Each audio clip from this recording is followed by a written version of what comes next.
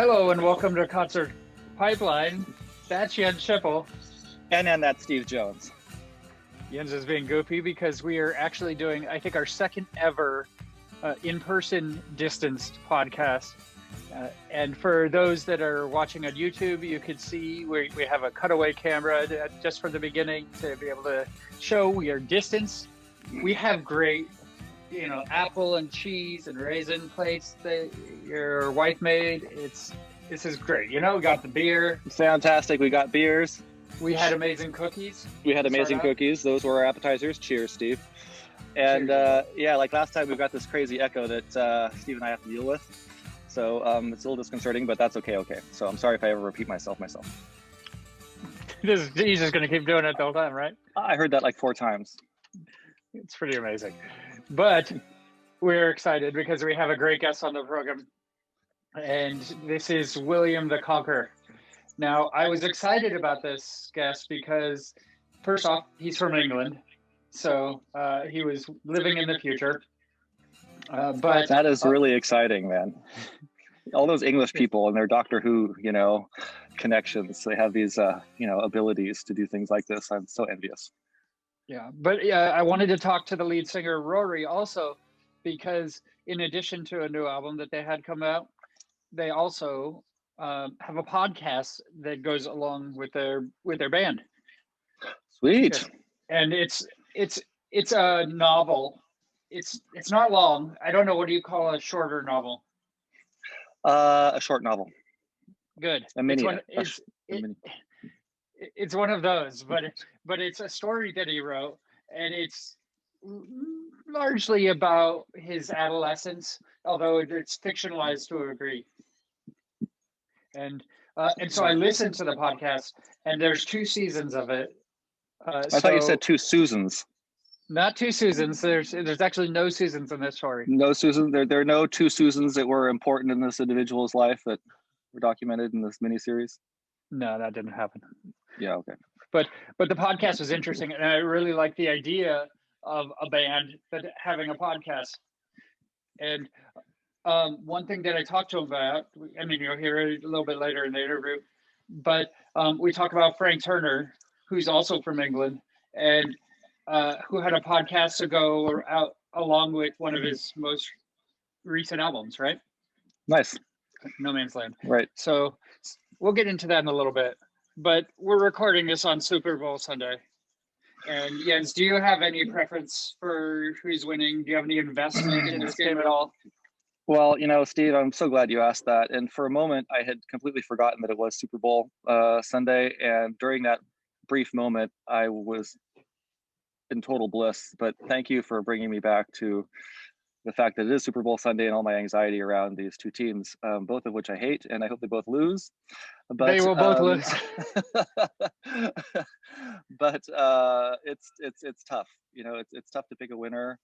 I'm excited about Kansas City because they've never really been here. I mean, obviously they were here last year, but this is super exciting stuff for all those KC fans. So I'm really excited about the KC fans, not so much about the KC team. I am excited about the KC coach. I mean, he's done so much hard work, and he totally deserves, to be in the Super Bowl again. But you got to give it up for Tom Brady, right? Like, I mean, this is his 10th Super Bowl out of 21 years. And you had to say that, right? I had to say that. Yeah. And no, we're not allowed to give Tom any kudos on this. So I'm not a Tom Brady fan, but you got to give that kudos. He's superhuman. And, I was listening to a podcast he was on today, actually, and he was talking about it, and he's talked about it with some of his peers, some of the other players on the teams who were like in diapers when he was first starting out, right? Yeah. I know, it's crazy. It really is crazy, right? And to speak to that, I remember, I'm a big Aaron Rodgers fan.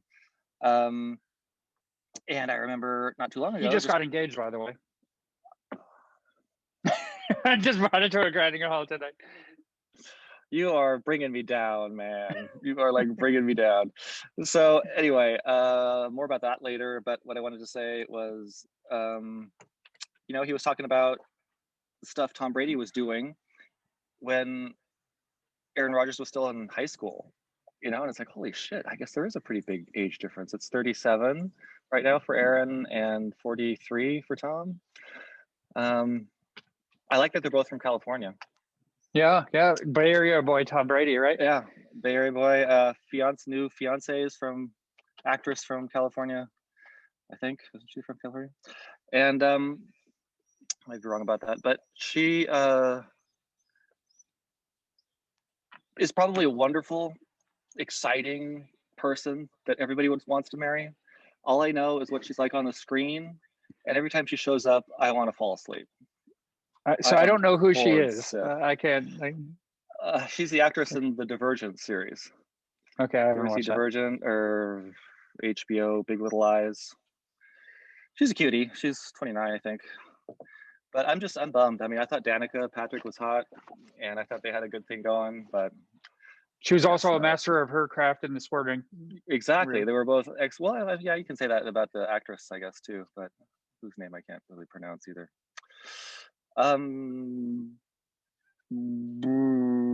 So anyway, Super Bowl stuff. So Brady played baseball before he played football. He did. Yes, and his father did as well. His father was semi-pro. No way. I think Mahomes, didn't he do some basketball or something before that? I don't know. Or is it just me thinking that he should be playing basketball because I think his personality is more like a basketball player, not so much like a football player? But let's see. I was going to say that you know, if the Bucks do win, you know, it's like a big fuck you to the Patriots and Belichick. So there's some, you know, some good things about a win for the Bucks. There is, you know, again, I don't have any real investment, but you know, I'll go for Tom Brady in this one. Yeah, I'm gonna have to end this podcast early. I'm sorry. It's time to go. See ya. Wow, that ended quickly. Right. Okay. Yeah. Anyway, I hope they both lose. Obviously, that's not gonna happen. But I don't know. I'm still hoping for a KC win. So okay, you're going for Bucks. I'm going for KC. We'll see who wins later today. Right. Sounds good. Yeah, but anyway, that's a Hall Super Bowl talk. Hall of Fame. Hall of Fame. We have to talk about that. So okay. We have a bunch of people that are going to be inducted into the Hall of Fame. That was announced. So we've got the number one person in my wife's life who's now entering the Hall of Fame. Yeah. Mr. Peyton Manning. Whose name is unspeakable, but you spoke it. Where is the billboard, by the way? To stand up. I don't know what you're talking about. The other person who is joining the Hall of Fame is Charles Woodson, and he is fantastic. He played for the Raiders. He played for the Green Bay. I think he's entering the Hall of Fame in Green Bay. I don't know, but he's an awesome guy. So when I first started getting into football, the Raiders were my team, just because I happened to live in the Bay Area, and the first friends I made here in California were a bunch of Raider fans. So I was like, okay, you know what? I think I'm going to be a football fan, and let's just see how the Raiders are doing. And that was during a time where they were fantastic. That was right pre-2002 Super Bowl where they lost against the fucking Bucks. Mm-hmm. And it was exciting. Those were really exciting times. And then they've sort of been trying to rebuild kind of ever since. But I saw Woodson play for the Raiders a lot, and I decided, you know what, I'm going to buy a jersey. I got to find someone on this team that I really, you know, respect and like. It's going to be Woodson. It's going to be number 24. I'm going to do that. Yeah. So I'm a big Green Bay fan too. So you're a Raiders fan. You're a Green Bay fan. You're a Seahawks fan. Seahawks fan. Yep. So I just want to give a big shout out. Congratulations, Charles Woodson. Well deserved. But you're not a 49ers fan, which is interesting because you were born in San Francisco. Yes, that's true. I was born in San Francisco, but as a kid, I was a 49ers fan. You know, back when I was like 10, 12. 14, whatever, and that was during the Montana and Young era. Of course, yeah. And then Rice. It's hard. Yeah, right. Jerry Rice, exactly. You got those greats, and then something just happened to the team. Ever since Smith came on board, I guess I was just completely disillusioned. Do you with know who them. was a fan of the 49ers back in the Montana days? You know, Montana. Tom Brady. I don't want to have anything in common with Tom Brady.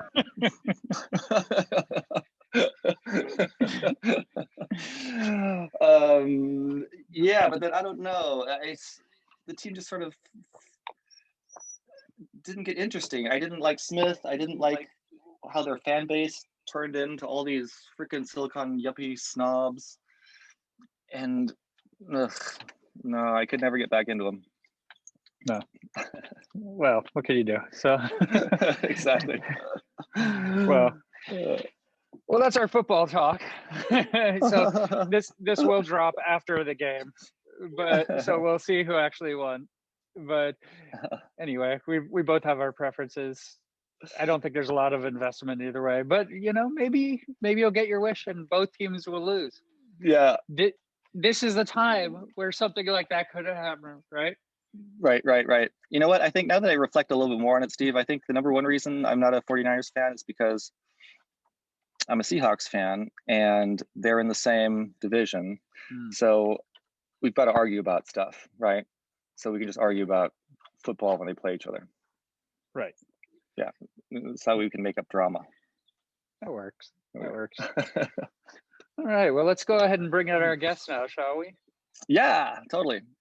Again, I thought this was a football podcast. Yes. Are we transitioning into the whole music part of it now?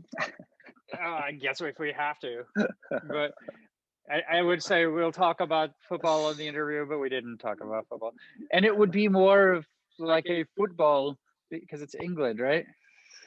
Soccer. Right. Yeah. So we might be having different conversations. I've been talking about football and Tom Brady, and Rory would be talking about football or rugby or something like that. Speaking of which, the fiance used to date a rugby player. Okay. Yeah, so she's like she likes guys with big balls, I guess. Apparently. At least one. And she cannot lie. She cannot lie. Yeah. All right, I'll see myself to the door. Let's go ahead and bring in Rory from William the Conqueror, and stick around to the end also, because he was awesome enough to play a song for the pod. So here is William the Conqueror. Welcome.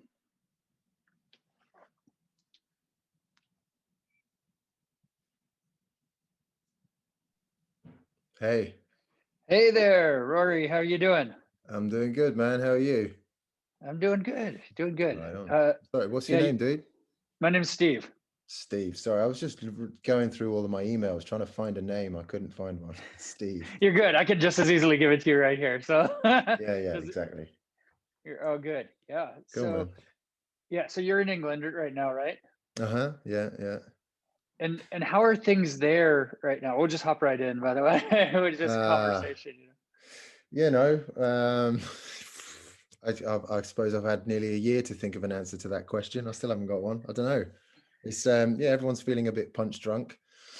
Trying to get by. I mean, I don't know. It would be wrong to say it's comforting to see what the hell's going on over in your part of the world and think that we're lucky. But I don't know. It's all a bit hectic, isn't it? You sort of flip between everything, anger, disillusionment, and then feeling massively grateful for, plenty. There's still plenty to be grateful for, certainly in our situation. So I don't know. How are you doing anyway?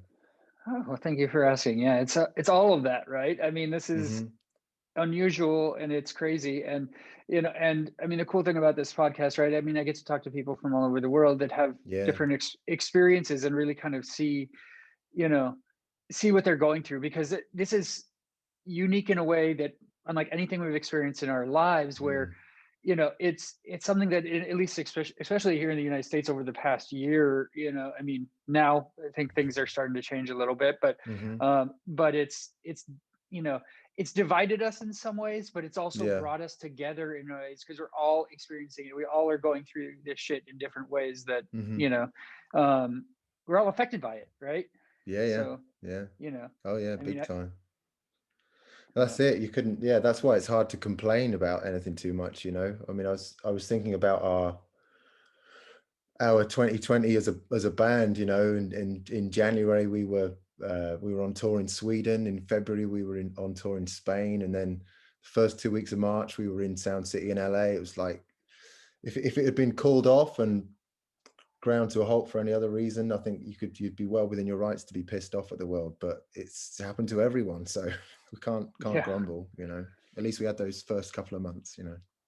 Yeah. So you were in LA recording, right? And then Yeah. did you get the call and be like, okay, I know you guys were really holed up, so you even missed part of it for a while, right? Like you were kind of oblivious to it to a degree. Yeah, well, we were in it. So we were in an Airbnb, I don't know, 20 minutes from the studio, and we were in the studio every day from like 10 until midnight, you know. So we weren't really involved with the world. We kind of there was every time we weren't in the studio, you know, at like breakfast or when we were getting dinner or whatever, it would be the only thing we could talk about was this, what is this COVID thing that seems to be going on? And then we noticed it a couple of times when we went to the supermarket and the shelves were a little bit emptier than the day before and the queues were slightly bigger. But yeah, I don't know. We were so locked in that creative bubble, which is a blissful bubble to be in anyway, that we didn't really notice it. And then yeah, it was a strange one. And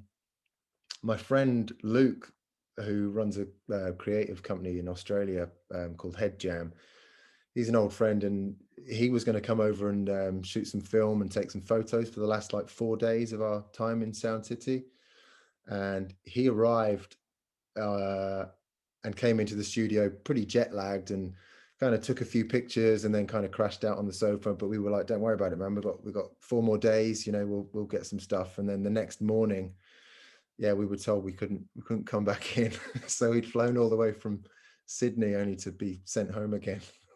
Oh my gosh. Yeah, but he was able to get back to Sydney, and you guys were able to get back to England. Okay, no issues. Yeah, right? yeah. No, not really. We changed our flights. I think they were desperate for everybody to get home as soon as possible, so changing our flights wasn't a problem. And yeah, we didn't have to quarantine. Luke, as I say, my friend, when he got back, he had to quarantine, so he flew to LA, took photos for a day. We had one morning before our flights where we went down to Venice Beach and shot some video footage with his Super 8. Yeah. And then you said it was bare or whatever, right? Like yeah. It's funny because I think that was what woke us up to it, really, because I think we chose Venice Beach just kind of thinking it would be an interesting backdrop to have some pictures taken and shoot some footage. And I always imagined, like, you know, a bit like Amsterdam and like the red light district in Amsterdam. It's sort of like part of the culture, and when you're there with all the tourism, it's like kind of this kind of murky part, but you see it and it's part of the appeal of the place. I always had in my head that Venice Beach was a bit like that with the homeless community. It was like they were part of the makeup of what made it this interesting hub, you know, but there was no one there but the homeless community, you know, arguing over who it was that shat on the pavement. So it was weird, man. It was yeah, kind of like, what's that, Cormac McCarthy, The Road, you know, it's like that kind of stuff. So it was pretty weird. But then we got home and I don't know, just feel like I'm going to wake up in a minute or something. Hopefully we'll wake up and it's all just a bad dream, right? Yeah, I hope so. Yeah. Well, I mean, you have 3 kids, right? Like, yeah. how has this been for them? I mean, for me, like I have 2 kids, a 10-year-old and a 7-year-old, and it's just doing the distance learning thing and balancing that with them going to school for a couple hours, 2 days a week, and then split between their moms. It's a mess, right? But it's how is that for you? Well, they're all different. So my kids are quite spread out. So my eldest is at university in Bristol, which is a few hours away from where we are. But he's happy as Larry because he's with his friends, and you know, he's kind of set up home there anyway. So he's okay. My daughter, who's just turned 19, she was set to do her exams, her A-level exams, like to finish school, and didn't get to do them, which I think she was kind of secretly pleased with because it meant she didn't have to sit the exams, and she ended up getting the grades that she was predicted, which were all good. So she was quite happy with that. And my youngest, I've got an 11-year-old as well, who's been doing, like online learning and stuff, but he's very self-sufficient. So he quite likes the routine But I don't know. We're lucky that we did quite a lot of traveling as a family. We try and go away like every year or something. Yeah, usually in the kind of Indonesian part of the world. So we do a lot of traveling, which means a lot of strange hours, jumping on boats and buses and stuff. So our kids, we're very lucky, are very, very malleable. So they weren't affected by it too much. I mean, you could tell that they miss their friends and some of the social aspect, but actually, you know, if you've got a laptop or a PlayStation in your house and a set of headphones, you can chat with your mates just fine. So yeah, it's we've been lucky on that respect. I know some people have been pulling their hair out over it, but our kids have adapted quite well, which is good. So how old are yours? 10 and 7. 10 and 7, yeah. And so how are they doing with it? It's different for both, right? Like the Okay. 10-year-old, I'm like, okay, she should be able to do this on her own, distance learning and everything. But there's so much. She's missing assignments. She's missing Zoom classes and everything. And so we have to really be on top of her. And coming from 2 different households, right? It takes a lot of effort to combine that. The 7-year-old, has his own, issues, and it's like I have to be there watching him, and I'm working from home, and and so like I'm trying to balance those 2 kind of components. If I'm in meetings, then then he's on a screen, and I don't want him to be on the screen all day, It's the constant battle, isn't it, that one?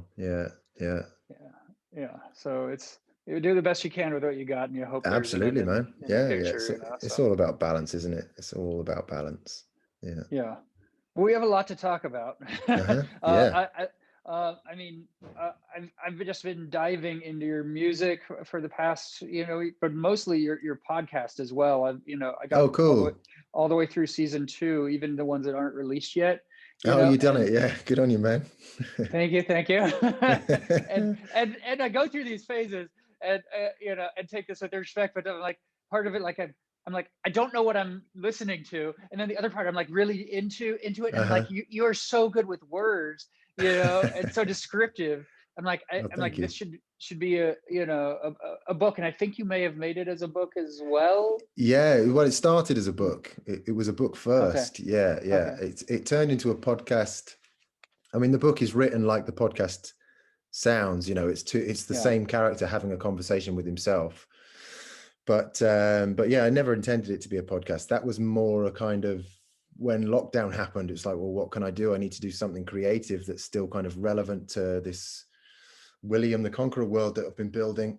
So it was actually a really useful thing to do. And it meant I got to read the book out loud to myself and make some changes and figure out some new things. And it was like one final edit. And it was a really long project. Took quite a long time to do, but I really enjoyed it. I enjoyed making it. So I'm glad people are listening, it's awesome. But it was an accident. It wasn't supposed to be there, Yeah, well, it was pretty creative. And the William the Conqueror character, like, stems back to your childhood, right? You kind of built that character back then.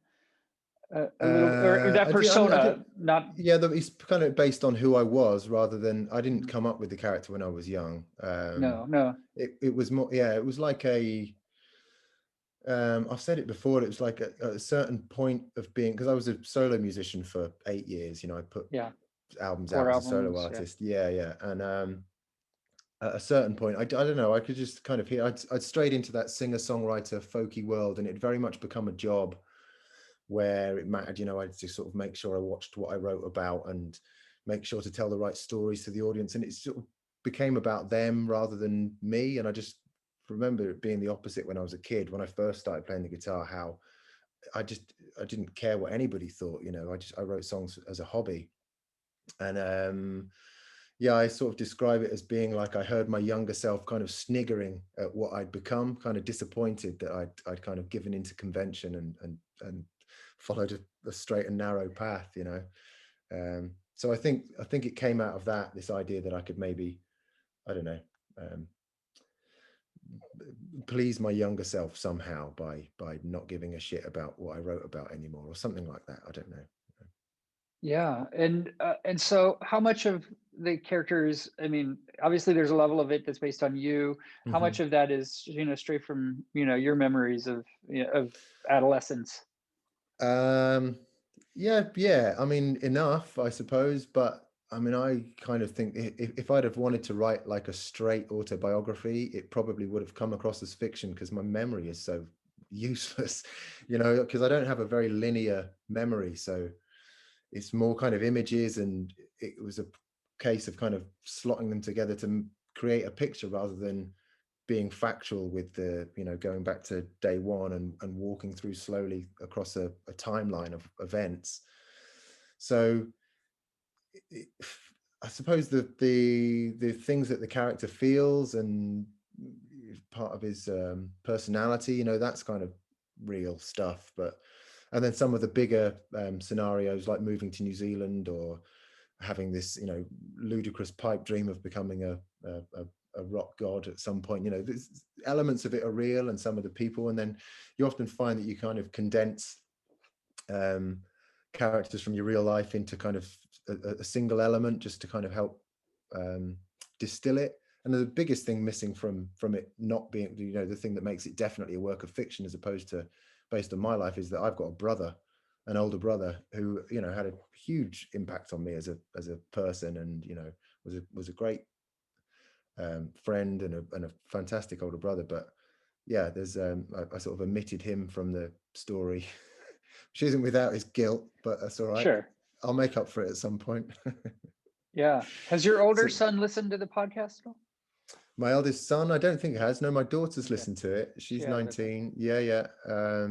She was into it. Yeah, I think some of it was harder for her to listen to than other bits. I was gonna say, might be some, some of it a little crunchy to listen to for your kids. Yeah, But yeah. But it's nice. I like, I think it's important for kids, for parents and kids to kind of break down those barriers. I was guilty as a youngster of putting everybody on a pedestal very quickly, and certainly with my parents. And it's sort of inevitable that at some point that's going to come down, and you're going to have to realize, oh no, they're people that make mistakes as well. So I don't think it's a bad thing that your kids get to hear about a lot of the mistakes you made and such. So it's okay. Yeah. And one thing you called out in the podcast is about writing songs where the song was king. The song was the invention of the wheel. I like that terminology. Was that kind of a revelation for you as you started writing songs? Yeah. I mean, I think that's in the book. That's kind of how it happened. It's another thing that in the book that's pretty real is my dad's obsession with Bob Dylan, because Bob Dylan was always on in the house, but so much so that I my first kind of 10 years of my life, I thought that was what everybody's house sounded like. It was just on. It was just always just the sound of the house. Yeah, totally. So I don't have any memories that don't have Bob Dylan somewhere floating around in the background. That and the hymns that we used to sing at school was kind of my only exposure to music. But it was hearing, my dad came home with a cassette of Guns N' Roses covering Knocking on Heaven's Door, which we only got because it was Knocking on Heaven's Door. It was Bob Dylan. He wasn't into Guns N' Roses. Yeah. It was like a Bob Dylan thing. But just hearing that and kind of making this connection of like, oh, right, there's this other thing there. There's the song, like there's a thing inside the sound of it. There's this little strange bit of magic in there that you can take and you can convert and you can make your own. And it kind of broke my brain open a little bit, I think. And I suddenly became very interested in the guitar and what was possible and stuff. Yeah. And you talk about Kurt Cobain a decent amount in it as well, and even compare kind of Van Gogh to Cobain. Like, was Nirvana a big influence? Oh yeah, of course. I mean, I was right for it. What I would have been, early 12, 13, the perfect time to get into Nirvana. But it was also my own discovery, having been kind of force-fed or brainwashed with Dylan. And then when my parents, so this is deviating from the book slightly, but when my parents split up and my dad's taste in music gravitated to one household, my mum's taste in music materialized that it was not quite so exciting. It was like Christa Berg and Demis Roussos and panpipe music and musicals and things like that. So I was like, oh, I'm going to have to find something. And lucky for me, MTV and Nirvana and Pearl Jam and all this whole movement just kind of sprang up out of nowhere. And it was just exactly what I needed. Yeah. I worshipped Kurt Cobain rather a lot, I think. Yeah. I bleached my hair and Did you? wore grey cardigans and Uh-huh. the whole business. Yeah, we did a talent show, me and a couple of mates, where we played like a couple of songs off Bleach, Love Buzz, and About a Girl, but we built these amps out of cardboard boxes that we smashed up at the end of our set and stuff, you know. Yeah. Loved him, absolutely loved him. Very important influence. But I think That's I kind of went, I don't know if that comes across in the book, but there was a definite kind of parting of ways with Kurt Cobain. That was a case of the pedestal kind of cracking and realizing that actually maybe you shouldn't, you know, worship somebody quite so much as that. Yeah. False idols kind of stuff. I'm a big Dave Grohl fan. Mhm. I've met him a couple of times, Oh, and cool, man. yeah, we actually talk about him on like every podcast because Here we go. there's Cool, always yeah. something he's doing. He's marching to the beat of his own drum, so we do music news and always kind of include that. But this is really cool. Did you actually learn every Pearl Jam song? Like, was that taken from your youth as well? Yeah, that kind of thing I used to do all the time. Yeah. Do you remember? I don't know if you remember. There was a big thing of guitar, like tab books. Remember them? Yeah. Remember the tab books? So I had, I didn't have the Pearl Jam ones, but I had the Smashing Pumpkins ones. So I learned Melancholy from front to back and Siamese Dream from front to back. Pearl Jam was, I'd just go through them and just kind of play along until I could do it all. Just a bit obsessed, really. It was like a hobby, but I was kind of very single-minded. A very good way to escape. I didn't realize it was escaping at the time, but that's what it was. Yeah. Yeah. And you talked about your dad before, and I Mm-hmm. know there were some alcoholism issues there, you know, Mm-hmm. and kind of the splitting of the family. Like, what effect did that have on your need and want to write music? Like, how did that influence that decision? Well, again, it's like I didn't necessarily know that that's what I was doing until I wrote the book a couple of years ago, where I can sort of see it now, that where I had my parents on these pedestals and then, you know, life breaks down and you see all of their flaws and whatnot. You know, reality didn't make a great deal of sense anymore, you know, but rather than, it was just like too confusing to um, figure out this world that I thought was one thing and then suddenly absolutely wasn't this one thing. And I just gravitated towards creativity because it made sense to me. You know, it wasn't necessarily a conscious thing. I wasn't thinking, right, I need to do this. I need to start writing and creating in order to figure out a way of coping. It was, I got lucky. It fell on my lap at the right time. Going through, like, one of the things that started the whole William the Conqueror project off was going through my old songbooks, because I don't have all of them, but I still have like a box of songbooks from when I was young that I started going through. That became a kind of decoding mission, really, where I was like, I wrote so many songs, but they didn't. I didn't know what they were about necessarily, and most of the time they weren't about anything. It was just me trying to be clever with words, or, you know, overly poetic or whatever. But just occasionally something would pop up where I'd sort of remember what it was that was going through my head at the time, and more often than not it would relate to my dad's illness as an addict. And it was like that became interesting to me. More the second album, Bleeding on the Soundtrack, was about just trying to like satisfy my younger self and say, well, obviously you had all of these things on your mind, you just didn't really know how to communicate your ideas or figure it out. So there was something in there. I don't know if I've gone way off track and not answered your Yeah. question, but do you know what I Yeah. mean? Does that make sense? Yeah, and kind of tying it back into the podcast, right? So you talked in the podcast about, I think, actively not drinking, you know, a lot. I think because of that, you know, influence, you know, right? Kind of not trying not to follow in those the same footsteps, right? Yeah, I had a period of time as a teenager where I was very anti all of that stuff. You know, it became really unimpressive to me that you could get off your tits and write a song. You know what I mean? Like, you hear those kind of urban myths about oh yeah, Michael Stipe and Kurt Cobain used to get together and do heroin and write these songs, and it sort of just became really unimpressive. Like, well, anyone could do that, you know, get off your tits and just have a pen in your hand. You're bound to come up with something that's interesting. So I was quite anti drink, certainly anti-drink as a teenager growing up. But you know, I'm human, so when I You left are. home, it's it's all changes when you get that freedom of leaving home, you know. Yeah.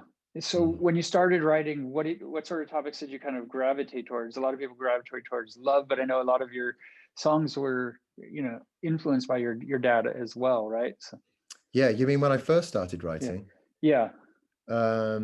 Oh God, yeah, just anything. I like the process of, I like the physical act of holding a pen and writing it down, and then you're getting a word processor and keeping everything kind of together. And I had this thing, and I still sort of have it a little bit. I'm much better than I used to be, but if I start something, I have to finish it. So like in domestic terms, that might be, I got an idea to redecorate a room, you know, but I can't just slowly do things one at a time. If I've started something, I have to get to the end. So with songs, it would be literally that. I might come up with a title and then think, well, I have to come up with everything else now. So it might just be a title. And because one of the things I used to do was make up album sleeves complete with a list of song titles. I'd have all of these song titles and think, oh, I should write a song called that today, whatever the, you know, ridiculous titles, not good, but you know, things like Boredom's Child, or you know, it's just weird kind of trying to be deep and philosophical stuff that teenagers do. But I don't, yeah, I suppose the obvious thing would be love always ended up in there. Things about the sky, things about, you know, trying to bring nature into it. And yeah, as I said before, just occasionally these things that would suggest someone was trying to characterize something in their life that was troubling them. In my case, like my dad's alcoholism. Like I had a song called Mr. Nobody, which I didn't realize that, like reading it as an adult was like, holy shit, I know exactly what that's about. And things like that. Yeah. It was weird going through them, all those old books, but I got a lot out of it, so it's good. I'm glad I did. Yeah. So we can kind of break your career into two parts, right? Your solo career, and then of course William the Conqueror. And with the solo career kind of coming first, you did 4 albums solo, and I think the second one was when you were signed, right? No, the first one. It was the first one. Yeah. It all kind of happened by accident, in that I'd left. I studied film at university, and I finished that, and I was living in Cornwall. There's not much of a film industry in Cornwall, so I thought maybe I'd work on screenwriting or something. But I had all of these songs that I'd been writing just for fun of late, and when I finished uni, I just didn't think there was any harm in buying a little PA set up and going out and doing sort of gigs in pubs at the weekends just for a bit of extra cash. But this was in the days of, like, MySpace was a brand new thing, and so I had a MySpace page, and then, you know, some A&R people from London saw that, and it was all really, really quick. And yeah, before I knew it, I'd signed to Atlantic Records and put an album out within like 6 months, and I wasn't ready for it at all. And I don't think they really knew what to do with me. I think that was a time when the music industry still had that the trawler net kind of approach to music, where they just pay for everything to come in just in case it became a hit, you know. So I just fell into that category, got given some money and to make a record, which I did. And then so I don't know, about a year into that, it was like I wasn't sure what I was doing really. I realized I had a lot of songs and I had a lot of enthusiasm, but I didn't have a direction or really any clue as to what I should be doing. So I left that, and the second album was an independent album. I made that and released that myself, kind of trying to figure out what I should be doing and whether I should be doing it and stuff. So, but they were all different releases, those ones. And so when you left the record label, I mean, that's a big step. That's a big decision to kind of make. What kind of inspired you kind of taking that plunge and kind of going off in your own direction? Do you know, I wish I could take credit and say, yeah, that was just a brave move, but I think I was just smart in that I spotted that I was probably going to get dropped anyway. Oh yeah. So I was getting out the door quickly, making it look like it was me that chose to. Yeah, I don't know. I mean, it wasn't working. There would have been no point carrying on, even if they had offered me like the second option or whatever. It just wasn't working. I didn't have anywhere to go with it. You know, I hadn't sort of, the songs were kind of random. They were about like the town I lived in. They were about some were about my kids and becoming a dad. And, you know, there was something in there, like the guy that signed me, Thomas Hamafici, who's a cool guy. And, you know, I've just kept in touch with him. He's like a friend, but he saw something in me and figured it was good enough, you know, enough to want to sign me. But yeah, it wasn't. Yeah. Okay. And so as we kind of progress from your solo career, you know, Mhm. what was that, you know, decision like to kind of transfer your career to William the Conqueror, and what changes kind of inspired that in you? Um, so the thing I said before about Mhm. hearing my younger self sniggering, Uh-huh. that was probably to do with, yeah, like the conforming. I mean, like, you know, I've got a beard and I played an acoustic guitar, so it was quite easy for me to fall into the folk world. And I Right. was taken under the wing of some very cool people like Seth Lakeman and the Show Hands guys, and they took me on tour with them. And this was the CD days, you know. So if you had an album on CD, you could sell a truckload after the show. So it was like a decent living. I never felt like a folk singer because I wasn't singing about the things that they were singing about, and I was never a very good storyteller, which is quite a big tradition in folk music. Obviously, is to talk about your songs and tell stories. I was never kind of very good at that, and I don't know. Didn't feel like I fit in, but I was making a living, so I shut off the idea that it mattered what I was writing about and just kind of focused in on that. And I don't know, it reached a point where, yeah, it was either kind of throw in the towel. I wasn't making so much of a living that this was me set for life, but um, and but I still love music and I love playing, but I just wanted to do it for me again. It didn't matter about ticket sales or album sales or anything. I'd kind of forgotten what it was like to just be into music. So towards the end, I started doing that anyway. So I was the last album I made was called Brother, and I probably toured that. I licensed that one through like a quite a big label, and so I was kind of obliged to tour this thing until they'd recoup some of it. Which I was on the road for about 3 years doing that, and Wow. in between the touring, I'd created this guy. He's called William the Conqueror. And I would just play in pubs or in, you know, anywhere that would have me, really, anywhere that didn't require me to sell tickets or do any promoting. And I was singing these songs about things that just felt like they were more me. They're a bit more mysterious, a bit more cryptic maybe. And I felt like it felt like under the name William the Conqueror, I was much more willing to dig into what was really on my mind, because I knew that it wouldn't be my name on the poster at the end of it all. You know, it was like this kind of liberation in some ways. You know, I could make the songs more personal by removing myself from the kind of veneer of it all. So that's how it started. It was just a sort of in between work project. But at a certain point, I was a solo musician, but occasionally I could take a band on tour, and they were a couple of friends of mine, Naomi and Harry, and I Yeah. told them about this William the Conqueror thing, and you know, they were up for coming along for the ride and doing some shows just to see how it felt, and we were having so much fun doing it that it seemed daft not to do something. You know, we didn't quite know what, but yeah, we were onto something. It certainly felt like it was anyway. Yeah, and so with your solo stuff, at least for some of the albums, you had recorded all of the instruments yourself. I mean, Mm. did this feel kind of like a departure from that in a sense, kind of freeing, you know, letting them, you know, play on the album? Like, tell me what that looked like. Yeah, I mean, it's definitely different. It's I'd always imagined I'd be in a band when I was a teenager. That was what I wanted to do, was be in a band. But out of necessity, you know, because I was a young dad, and you know, I had work and I was at uni, and So out of necessity, I just started doing everything myself when it came to recording anything. But Harry played on my last solo album. That was the only album I made with a band where we did it live, and it was just, yeah, it was just so liberating, just only having to think about my part in the performance, you know, not having to think about doing it to a click track and all of that kind of stuff.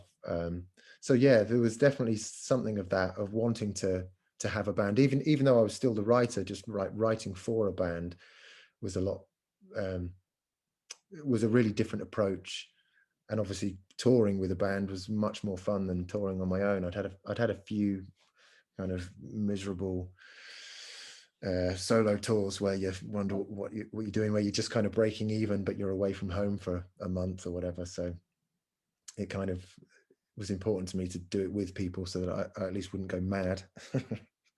Yeah.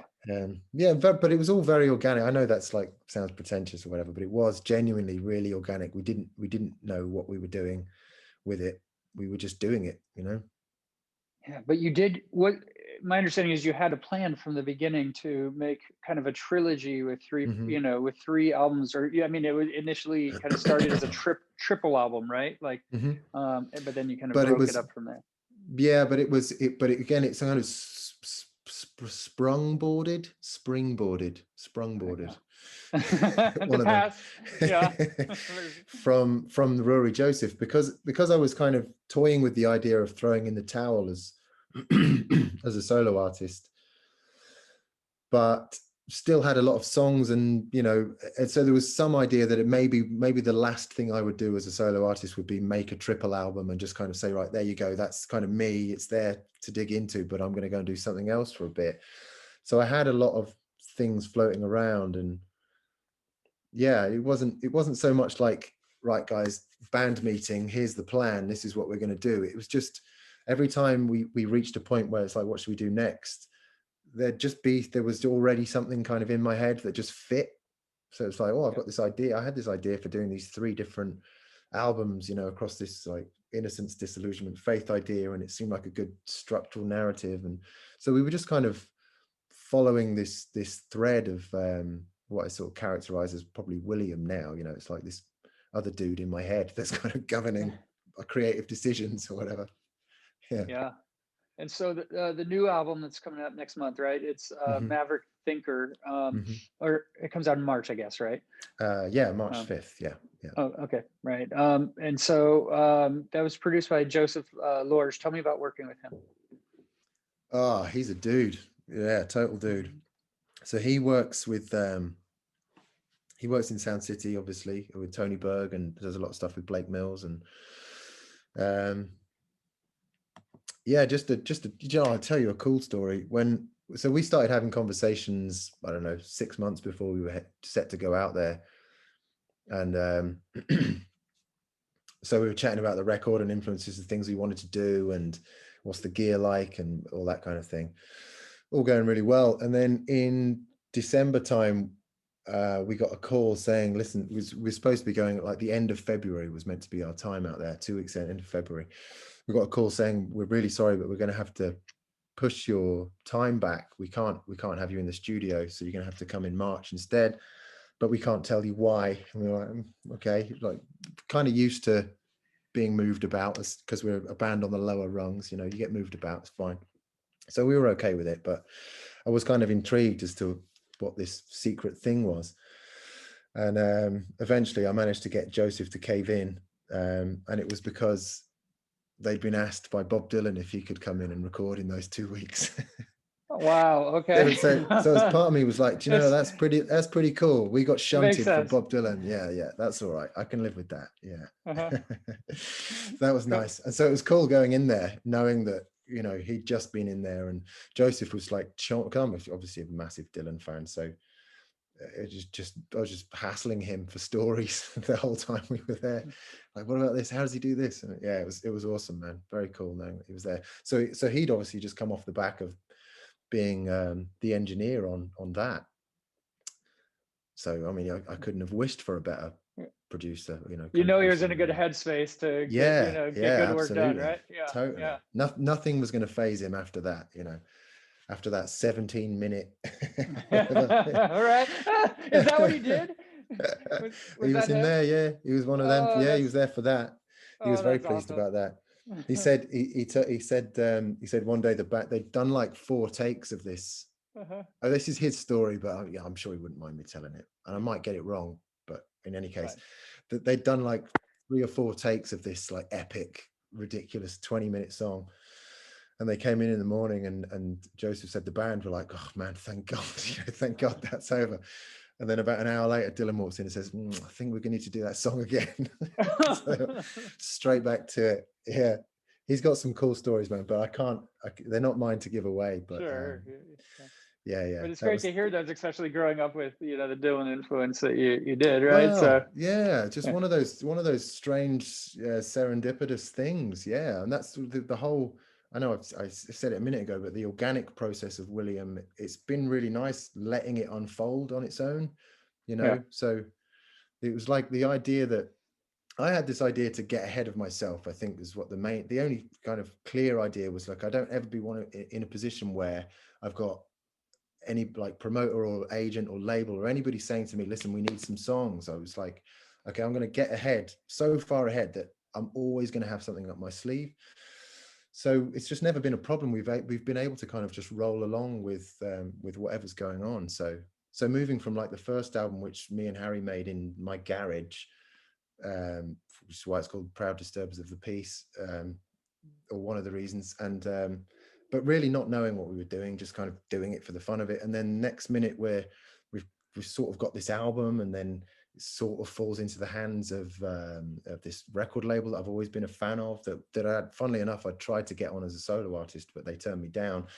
But they discovered William the Conqueror, not knowing that it was me, and said, we want to sign you guys. And I'm saying, you do remember that we had a meeting, it didn't go so well, but exactly. So that was cool. So that kind of happened. That was a nice serendipitous thing. And then through that we met Ethan Johns. We had this kind of fleeting meeting with Ethan Johns where we were playing a song at an awards show, and he was the musical director, and so he was there when we were doing our sound check, and turned out, now we know that he fell in love with us then and took us out for a drink. And so we ended up making the second album with him, which again was one of those things that I'd put to bed a long time ago, the idea of ever working with someone like Ethan again. And actually I think I vaguely remember somewhere around my second solo album saying to like my manager, I'd love to make a record with Ethan Johns, and him sort of politely, Mr. Man of Experience, saying, I don't.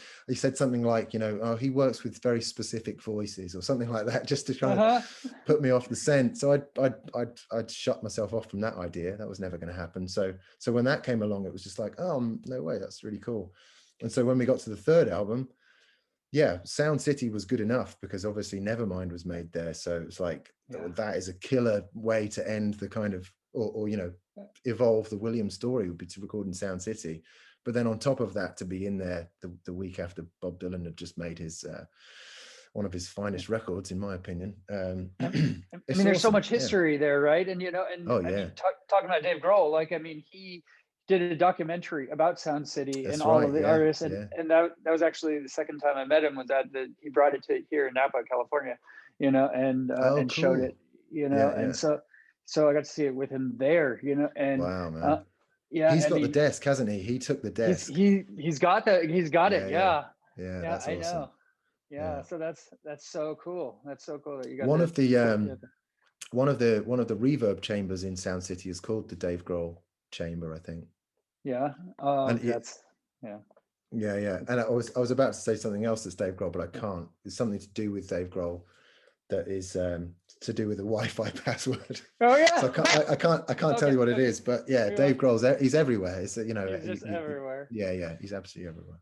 They put out Foo Fighters vans last night, and they sold out in minutes. So. Oh really? Yeah, I bet they did. Yeah. He's killer, man. He's got it sussed, man. He's great. He's a good role model. As much as Kurt Cobain, his friend, was a role model to people like me when I was younger. I think someone like Dave Grohl for the kids these days growing up into it, it's what a fantastic, healthy, role model to Oh follow, yeah. all of the attitude but none of the kind of, No, well, you hope none of the sort of yeah, negativity, yeah, that comes drama, with it. Yeah, drugs, yeah, none of that exactly. to be part Yeah, of the equation. You can be yeah, free no, and march to exactly. your own beat, right? So Yeah, so we're lucky to have him, I think. yeah, oh, I think so. And so with this album being the end of the kind of trilogy in a Mm. sense, like where does that pave the way next for William the Conqueror? What does that look like from your perspective? Yeah, I've been thinking about this a lot, obviously, with lockdown and having plenty of time to think about where to go next. It because it does, yeah, part of it, like obviously the book ends and the podcast ends around the year when William's about 20 years old, but I'm 38. I've got another 18 years to figure out. Yeah, there's more to write about, right? Yeah, there's plenty more to write about. And so a lot of the stuff I'm thinking about and writing about at the moment is to do with identity, I think, and trying to, I don't know, reconcile that difference and sort of understand that while this William guy that's kind of got a good attitude towards creativity, he's not got such a good attitude towards life.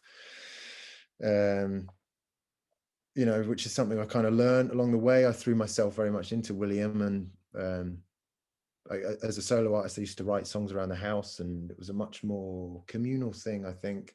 But with William, I just shut myself off completely, I think, and that kind of took its toll a couple of years into it. But that was what was nice about having the third album to make, which is all about coming through the other side. An album about faith and resurrection or whatever. That was good. We had that in place, but yeah, now it's much more about, I don't know, yeah, seeing how I can reconcile this disparity between my creative persona and this person that I am most of the time, which is a dad and a husband and that side of things. Not so rock and roll, but it's it's important. Yeah, and so what are you doing to kind of scratch that itch where where you're not as able to play live shows? I don't know if I mean, some artists have been able to find creative ways to do it, but what are you doing there?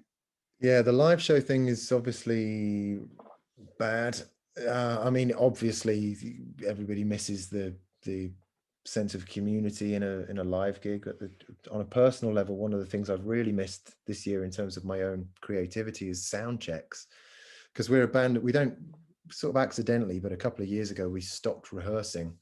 And liked the way that the energy was when we came to do a show, because it's not like my songs are fairly simple. It's like it's not like they're complicated things that need intense rehearsal. So we always kind of brush up individually and come together, and we liked the energy it created, and we found that it made us come up with things on stage that we wouldn't have necessarily come up with if we'd in a place where we could practice it over and over again. So sound checks are very important to us. One, for just refreshing our memory on something, but also if I've got a new idea or something, that's a great place to hear it for the first time, be kind of Williamized or whatever. So I've really missed that. I've been trying to do it. I've been doing it a bit, putting ideas down and sending them to the guys, and then Harry doing his drums and Nate doing some bass and vocals and sending them back. But yeah, it's not quite the same, but it's fine. It's sort of getting us through, got some demos together, and I've started writing another book just to keep myself occupied, I think, more than anything. But looking forward to the album coming out, really looking forward to the album coming out, because I think I've got a bit of a habit when I finish an album, it's like I'll immediately start looking at it and thinking, okay, where can I improve and how can I move on and what's wrong with it? But I had a listen to it the other day and I was like, yes, stands up, man. Good work. I agree. I like it out it. there. I really like it. Thank you, dude. Yeah. It's, So excited to get it out. Very excited. Excited to talk absolutely. about it. It's great to to be able to talk to someone about it. For sure. And I mean, this is a little bit older, but this morning when I woke up at like 3:30, I was checking out some of your videos, and Till the Luck Runs Dry. I mean, it's just so. Oh yeah. It's beautiful. Like, I mean, Oh it's just yeah. a really creative piece of Yeah. art. That's my friend Tony. He lives in this town in Newquay. Yeah, that's his thing, man. He's I suppose people, if anyone is listening, then they won't know what they're talking about. But yeah, he's an artist friend who he calls himself an environmental artist, one of his main, or the thing he's most known for, is doing these ginormous sand drawings with a rake. You know, he'll do these epic things, and then the sea washes them away and they're gone. You know, so they only last for however long the tide is out. But yeah, I'm glad you like that. I'm really proud of that video, actually. We managed to get it. It was on a film festival that was all to do with the ocean, so we got to go around and talk about it and stuff. It's cool, man. It's good fun. Yeah, I mean, and you went to school for film. Like, I mean, were you able to scratch that itch through a lot of videos like that, or like? Yeah, to some extent. I mean, I wish I'd stayed in tune with the technology of it all, because when I was there, and there wasn't a huge practical sense to the degree I did. There was a lot of theory and a lot of writing, but there was some practical element. But it was back in the days of DV tapes. You know, we were still on little cassette tapes. Oh, I know. And then so when I left uni and fell into this music thing and hadn't really done anything filmy for a while, when I did come back to it, it all changed. All the technology had like improved so much, and I'm not much of a tech guy, so You're like, I got my DV tapes here, I'm ready to go, right? Yeah, exactly. Yeah, precisely. So I didn't really fall back into the directing hands-on side, but I still really like editing. Like the first two videos on this album, the Wake Up and the Jesus Died a Young Man videos, you know, I made them because I like editing, and I still like coming up with ideas and being creative, but I'm not really a director fodder. I don't think. I'm too disorganized, you know. You need to be fucking on it if you want to be a director. You do. Well, Roy, I want to thank you for taking the time today. I really enjoyed our chat. And, dude, my absolute pleasure.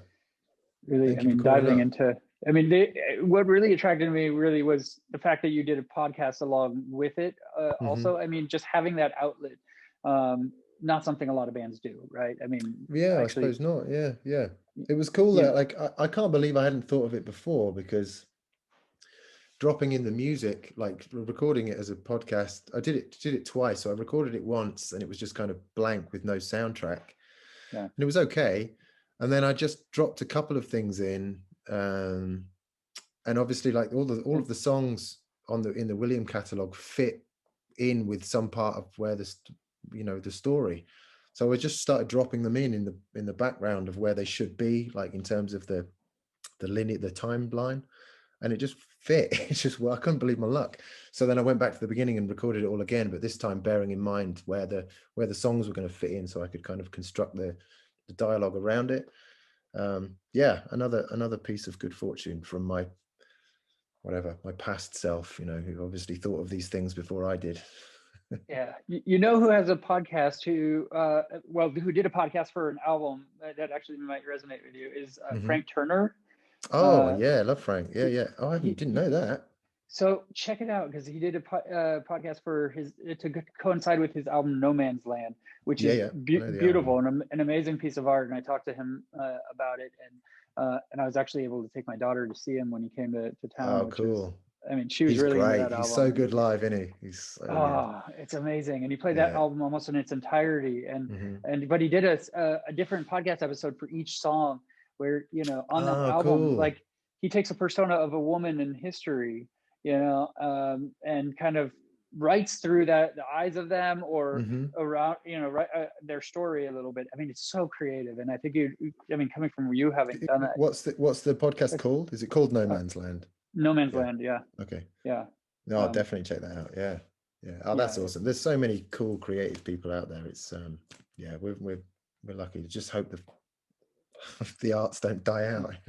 I hope so. I mean, I think this is an opportunity where, I mean, a lot of people are out of, you know, work and everything, right? A lot of people have to get creative, but I mean, for bands, I mean, I think a lot of them are taking more time in the studio and to make music right now, and since they're not able to, you know, perform live, which hopefully will produce some good stuff going forward. And I hope so, man. I do hope so.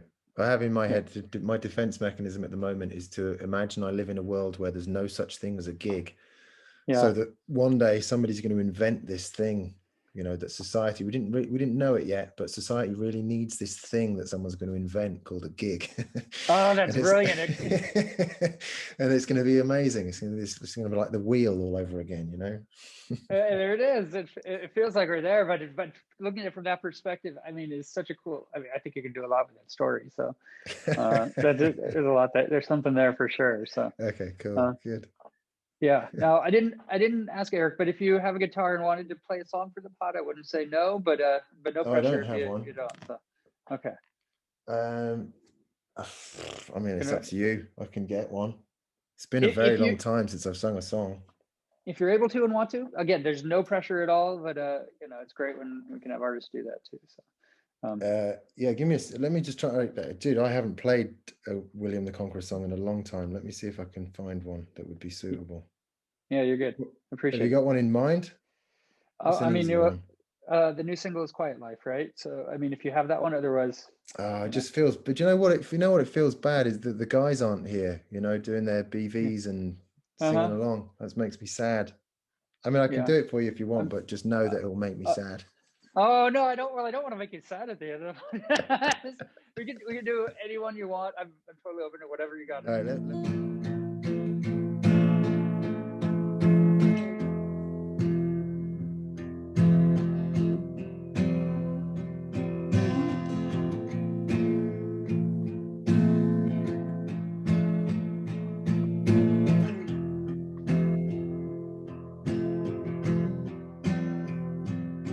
It was a tough break and it hurt some. But did you see it on the wall?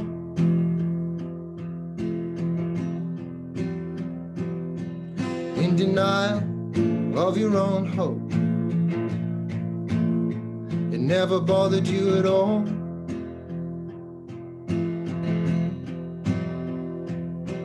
Took a left hook and a body blow,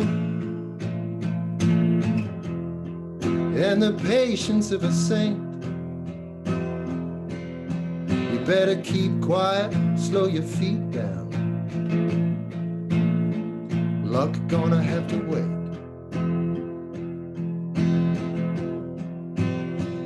And I know you wanna stay, try to keep it on the low down, until the youngin's gonna skip town and the world is gonna end.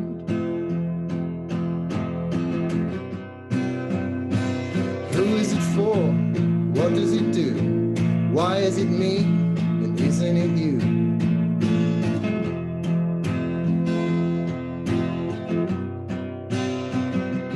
What did you say?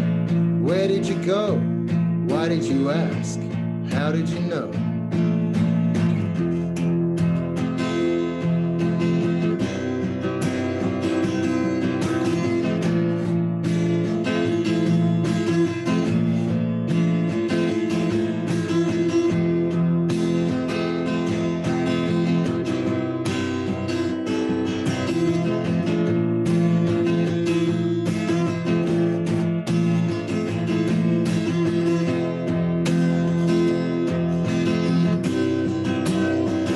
And I know you wanna stay, and try to keep it on the low down, until the youngin's gonna skip town and the world is gonna end. Who is it for? What does it do? Why is it me, and isn't it you?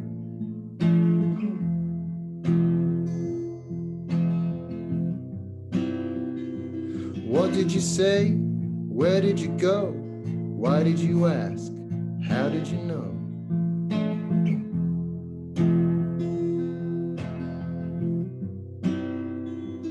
How did you know?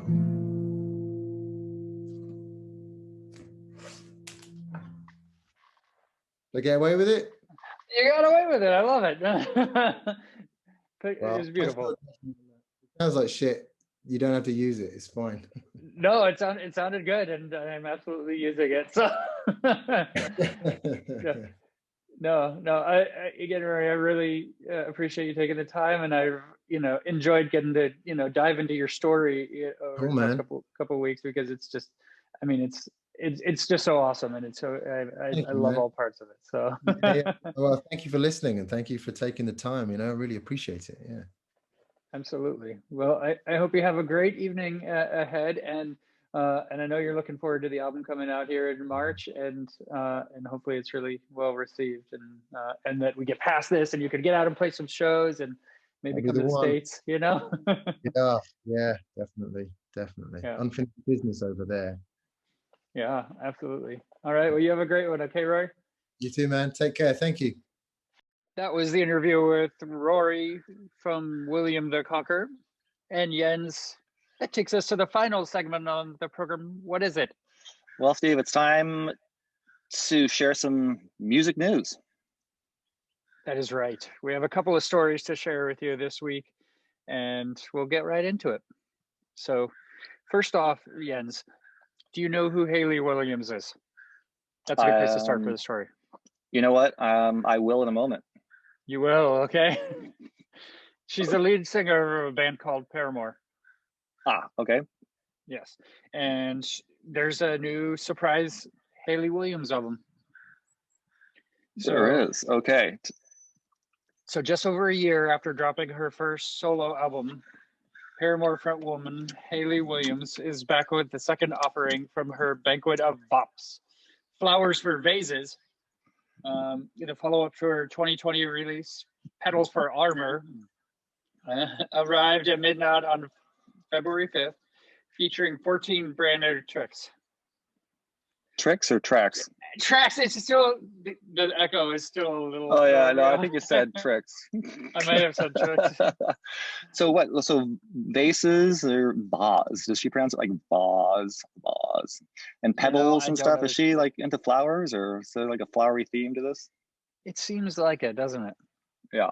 Yeah. Well, she said, wrote and played every part on this album myself. Recorded all of it in a lockdown last year. This isn't really a follow-up to Petals for Armor, she explained in a press release.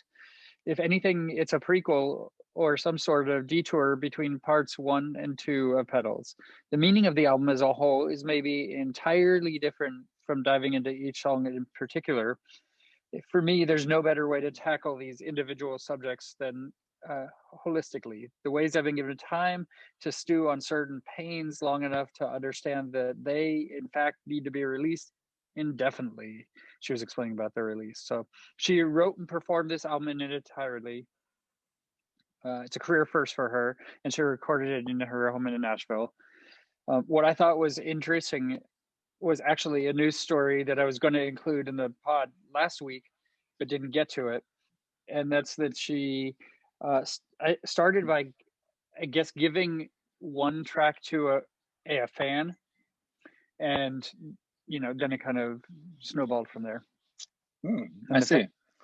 Yeah, and I think she gave to the fan to leak or something. I don't know. Huh. Well, that's exciting for her. We were talking about in other podcasts how great it is that individual artists or bands or whatnot can get together during the lockdown and still make music happen, and not get all depressed and sit in a corner for a year. Yeah. So it's exciting to hear what comes out of the pandemic, the year of the pandemic. Yeah, lots of new music, not so many concerts. Yeah, I know. You know what, Steve? I'm going to be so excited once we're able to buy concert tickets again.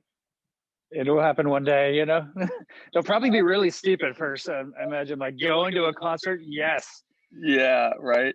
I mean, I think once that happens, I have a feeling that I'm going to take those concert tickets and I'm going to frame them or something. It's like I usually just throw my concert tickets away. But this one has, this one's going to have special nostalgic value. The first concert back is going to go on the wall, huh? Yeah, I'm never going to take those little stubs for granted again. It's like, this is meaningful. Even if it's a band I hate, I don't care. I just want to go.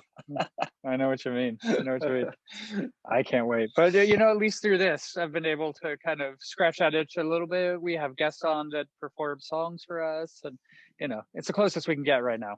Definitely. Yeah. You got a story for us, Jens? I do. So thank you so much for introducing me to her. I'd like to introduce someone to you. You're probably familiar with this individual already, but if you're not, just let me know. So we got this dude on the headlines, man. We got this dude on the headlines. And his name keeps on disappearing off my phone. Okay. His name is Lil Uzi Vert. Okay, I'm not familiar. Well, you will be. In fact, if you see him with his new look, you will never forget it. Which is exactly he's got some new duds, or what's he got going? Yeah, so Lil Uzi Vert decided to have a piercing of sorts. Now, like a Prince Charles, or I don't even know if you can call this a piercing. I think it's more of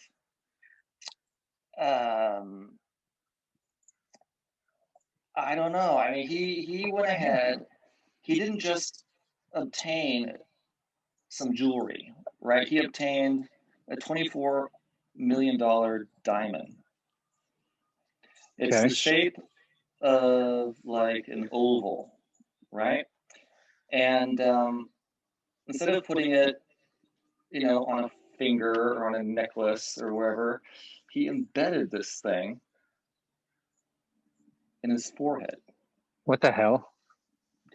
Yeah, and it's like up and down, right? So it's not, the oval isn't this way. The oval is between his eyes, just above his nose. It's a little pinkish in this photo. $24 million diamond embedded right here.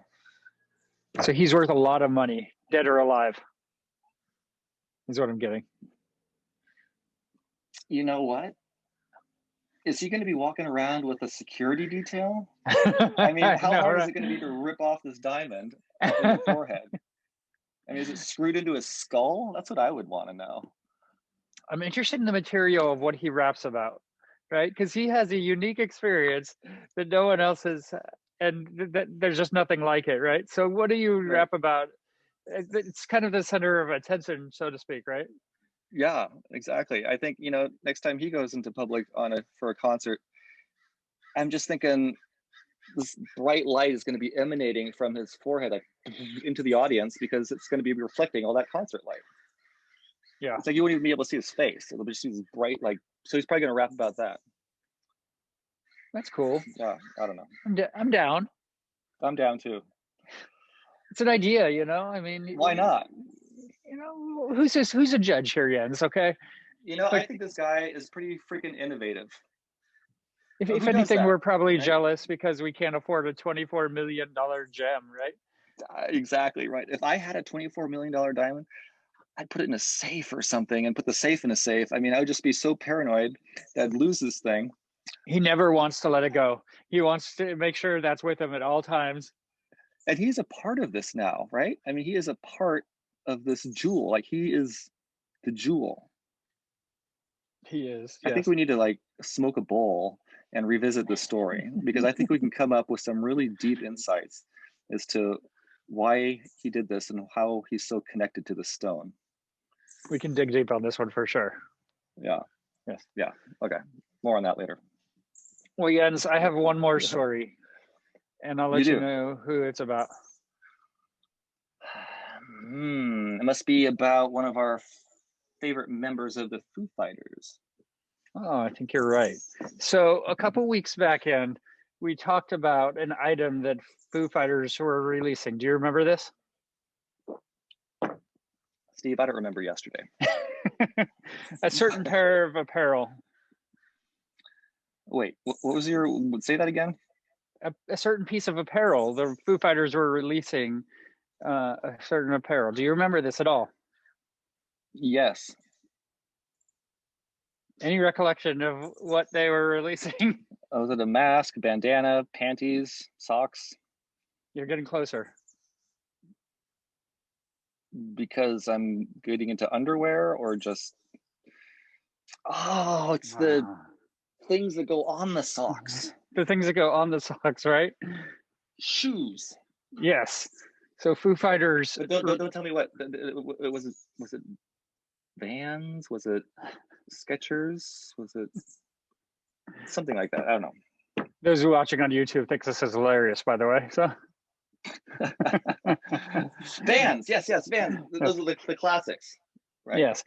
So they released these shoes, Jens, and they sold out immediately.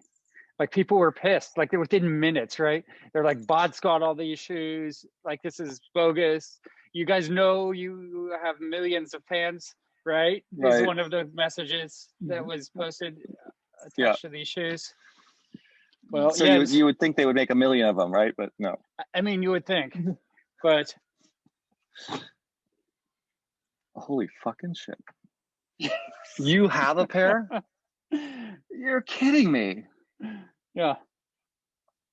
What? Did you have like a special pass in line?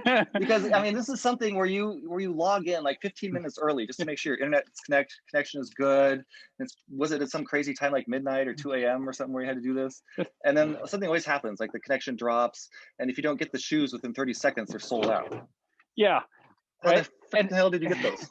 And so I told you the other day, right, that I have something to share with you. And that you'll get make me smile. a kick out of it, is what I said. You focused on the smiley emoji, but I said you'll get a kick out of it, right? You see, I knew the answer was right in front of me. I had forgotten about the shoe thing. Yeah. So I'm like, okay, Steve is going to come over and he's going to, like, I don't know, kick my dog. What is he gonna... Yeah, well, I saw the post like 2 hours after it was posted. So I was really late and they were sold out then, right? But then a couple of days later, like I just looked on Van's website and they were available just right then in the morning when I woke up. And I'm like, okay, I'm getting them, right? Holy shit. I did. So was there a difference? Were they signed or something, or? No. Totally the same? Price difference? Yeah, and they're still sold out as of the time of this pod. So I got really lucky with getting them at the time when they were released. There's got to be a difference, man. I bet you the ones that you bought on the Vans website were not actually worn by Dave Grohl. No. They said he wore every pair, every size that they sell. They're like they're somehow shrink to fit. So when they come out of the manufacturing machine, he puts them on. They're all his size, and then they somehow shrink them or expand them for the general market. Magic in only way that Dave Grohl awesome, man. I've got to ask you, how much were they? $85. That's it? Per shoe. Yeah, right. And then the laces. The laces were like $50 each. No, but they did come with white or red laces, and Atticus chose red laces for me. Nice. So yeah. I would have gone with red too. Good. Or you can go with both. Yeah. So I was able to, keep this from you until now, but that's how that is an awesome secret, dude. And I've got to say, to kind of go full circle with the Super Bowl today, both our teams are red. Oh, there it is. Yeah. Full circle indeed. Yeah, just like last year, we both had red teams. Yeah. So good luck getting a pair of Foo Fighters bands. They're sold out, and every time I've checked, still sold out. So, Steve, what size shoe do you wear? I'm not telling, but pretty big actually. So for you listeners and watchers, if you happen to share the same mysterious shoe size as our famous Steve Jones, he will be happy to sell them to you for the cheap price of about $5,000. This is like the gem, the $24 million gem. These are not leaving my money. Your feet. You're never taking them off, not even in the shower. No. Unless they disintegrate, like they have to fall off. Somebody has to like rip them off your dead corpse in order to remove them. Right. Yeah. Okay. So not really a story, but Foo Fighters news indeed, and I thought you'd appreciate that. It's a great follow-up to our story that we presented before that. That's great, Steve. Dude, I'm totally excited about that. So when can I wear them? Never. But I will tell you that the new Foo Fighters Medicine at Midnight has released. That came out that same out that I got my shoes, and it is really good. So you should check it out. Okay, Medicine at Midnight. Yep. Give it a listen. Exactly. Well, that's our show for today. And so I think we had a good one, good distance pod. And thank you for listening. Thank you as well to William the Conqueror for being on the program. And next week, we have Paul Lauren on the program. And he's also going to do a couple songs for us, which is really cool. Nice. Looking forward to it. All right. So for all of us here, come to the pipeline. That is Jen Schippel. And that is Steve Jones. We'll catch you next time.